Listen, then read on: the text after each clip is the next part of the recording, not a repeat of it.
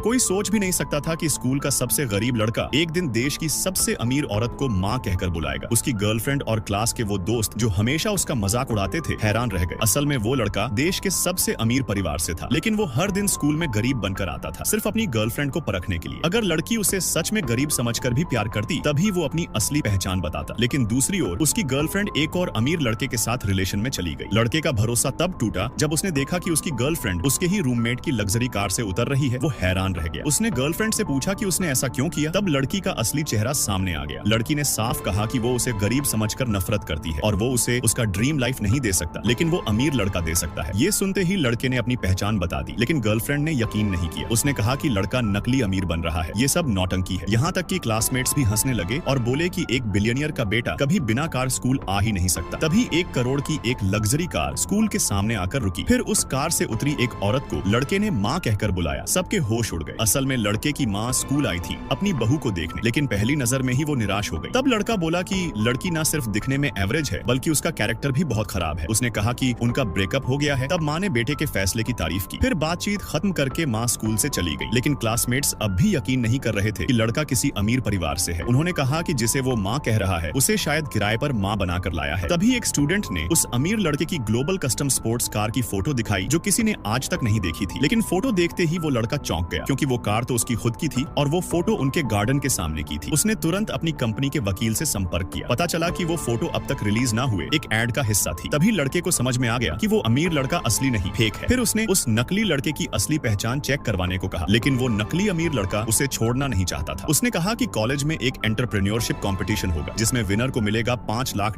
का इनाम। उसने उस लड़के को चैलेंज दिया हिस्सा लेने का। लड़का तुरंत मान गया। शर्त थी कि अगर वो हार गया तो सबके सामने घुटनों पर बैठकर माफी मांगनी होगी और स्कूल हमेशा के लिए छोड़ना होगा। लेकिन लड़के को पहले से पता था कि उस लड़के की असलियत क्या है। वो था ऐसा इंसान जिसे उसका परिवार फाइनेंशियल हेल्प देता था, लेकिन वो उस हेल्प का गलत इस्तेमाल करता था और लड़के की पहचान चुराकर स्कूल में अमीर बनकर घूमता था।